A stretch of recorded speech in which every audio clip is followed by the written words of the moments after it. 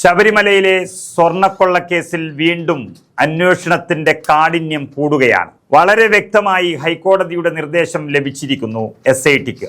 സ്വർണ്ണക്കൊള്ളയിൽ ഉൾപ്പെട്ടത് എത്ര ഉന്നതരായാലും അവരെ അറസ്റ്റ് ചെയ്യുക തന്നെ വേണം എന്നുള്ള കാര്യം. അങ്ങനെയാണ് ഇപ്പോൾ ആദ്യം 5 പേരുടെ ലിസ്റ്റ് തയ്യാറാക്കി കഴിഞ്ഞു എന്നറിയുന്നത്. അതിൽ SIT സംഘം വലിയ പ്രശ്നത്തിലാണുള്ളത്. കാരണം ഈ അറസ്റ്റ് ചെയ്യേണ്ടുന്ന 5 പേരിൽ 4 പേർ LDF നേതാക്കളാണ്.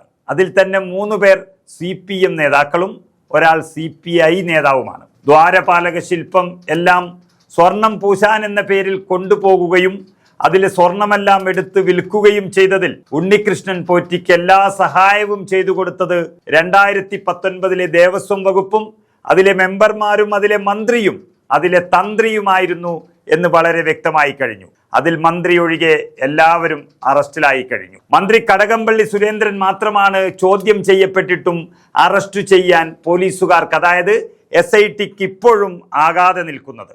ഇന്നലെ ഉണ്ണികൃഷ്ണൻ പോറ്റി മാധ്യമങ്ങളോട് സംസാരിക്കുന്നത് നമ്മൾ കേട്ടു. അതിൽ പറഞ്ഞതുപോലെ എന്നെ കുടുക്കിയവരെ എല്ലാം ഞാൻ കൊടുക്കും എന്ന പ്രധാനപ്പെട്ട വാക്കുകളിൽ ഉള്ളതും മന്ത്രി തന്നെ എന്നാണ് അറിയുന്നത്. അപ്പോൾ ഇനി ഒരു നിമിഷം പോലും കാത്തു നിൽക്കാൻ അന്വേഷണ സംഘത്തിനാകില്ല എന്നുള്ളതാണ് സത്യം. ഉണ്ണികൃഷ്ണൻ പോറ്റിയെ അടുത്തറിയില്ല എന്ന് പറഞ്ഞു നടന്നിരുന്ന മുൻ ദേവസ്വം മന്ത്രി കടകംപള്ളി സുരേന്ദ്രന് അത് പറഞ്ഞത് പച്ച നുണയാണെന്നും മന്ത്രിയായിരിക്കെ കടകംപള്ളി സുരേന്ദ്രൻ തിരുവനന്തപുരത്തുള്ള ഉണ്ണികൃഷ്ണൻ പോറ്റിയുടെ വീട്ടിൽ പലതവണ വന്നിട്ടുണ്ടെന്നും പോറ്റിയുടെ നാട്ടുകാർ മുഴുവനും വെളിപ്പെടുത്തി കഴിഞ്ഞു. കഴിഞ്ഞ ദിവസം സ്വർണ്ണക്കൊള്ള അന്വേഷിക്കുന്ന പ്രത്യേക അന്വേഷണ സംഘം പോയി ഉണ്ണികൃഷ്ണൻ പോറ്റിയുടെ വീട്ടിൽ നിന്ന് അനേകം രേഖകൾ പിടിച്ചെടുത്തിരുന്നു. അങ്ങനെ പിടിച്ചെടുത്തപ്പോൾ അതിന് സാക്ഷിയായി മഹസറിൽ ഒപ്പിടാൻ വന്ന ഒട്ടുമിക്ക പരിസരവാസികളും കടകംപള്ളിയും പോറ്റിയും തമ്മിലുള്ള കഥ, ആത്മബന്ധത്തിന്റെ കഥകളെല്ലാം പറഞ്ഞു കൊടുത്തിരുന്നു SITക്ക്. ചില ആളുകൾ ചാനലിൽ തന്നെ വന്ന് കഥകൾ പറഞ്ഞു. ഇതിനപ്പുറം തെളിവുകൾ എന്താണ് അന്വേഷണ സംഘത്തിന് വേണ്ടത് എന്ന് മനസ്സിലാകുന്നില്ല. പക്ഷെ ഹൈക്കോടതി ഡിവിഷൻ ബെഞ്ച്, അതായത് ദേവസ്വം ബെഞ്ച്, ഇനി വെച്ച് താമസിപ്പിക്കണ്ട എന്നുള്ള മുന്നറിയിപ്പ് നൽകിയതായിട്ടാണ് അറിയുന്നത്. മന്ത്രിയായിരുന്നപ്പോൾ തന്നെ പോറ്റിയുടെ വീട്ടിൽ വന്നാൽ ഭക്ഷണമൊക്കെ കഴിച്ച് കുറെ നേരം ചെലവഴിച്ചിട്ടാണ് കടകംപള്ളി പോകുന്നത് എന്ന് വച്ചാൽ ഫാരീസ് അബൂബക്കറുമായി മുഖ്യമന്ത്രി പിണറായി വിജയനുള്ള ബന്ധത്തെ പോലെ തന്നെ സുദൃഢമാണ് ഈ ബന്ധവും എന്ന് വളരെ വ്യക്തമാണ്. ആ കടകംപള്ളിയുടെ അറസ്റ്റിനായി പോലീസ് തയ്യാറെടുക്കുമ്പോൾ സാധാരണ സംവിധാനങ്ങൾ പോരാ. CPMന്റെ സംസ്ഥാന കമ്മിറ്റി അംഗമാണ്, മുൻ മന്ത്രിയാണ്, നിലവിലെ MLA ആണ്. ഇപ്പോൾ ഒരുപക്ഷെ അറസ്റ്റ് നടക്കുമ്പോൾ സ്പീക്കറുടെ അനുമതി വേണം. കൂടാതെ ഇപ്പോൾ നിയമസഭയും നടക്കുകയാണ്. സാധാരണ ചടങ്ങുകൾ പോരാ അന്വേഷണ സംഘത്തിന്. അതുകൊണ്ട് തന്നെ വലിയ സന്നാഹങ്ങൾ വേണ്ടിവരും. അതുപോലെ തന്നെയാണ് CPMനും. സാധാരണ പ്രവർത്തകരെ പോലും പറഞ്ഞ് സമ്മതിപ്പിക്കാനും മനസ്സിലാക്കിക്കാനും കഴിയാത്തൊരവസ്ഥയിലേക്ക് CPM നീങ്ങുകയാണ്.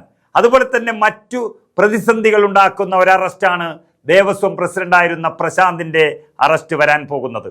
അതും 100% ഉറപ്പായിരിക്കുന്നു എന്നാണ് നിയമവിദഗ്ധരെല്ലാം പറയുന്നത്. പ്രശാന്ത് അറസ്റ്റിലാകുമ്പോൾ സ്വാഭാവികമായി ആ ബോർഡിലെ അംഗങ്ങളായിരുന്ന അജികുമാറും സുന്ദരേശനും അറസ്റ്റിലാകും.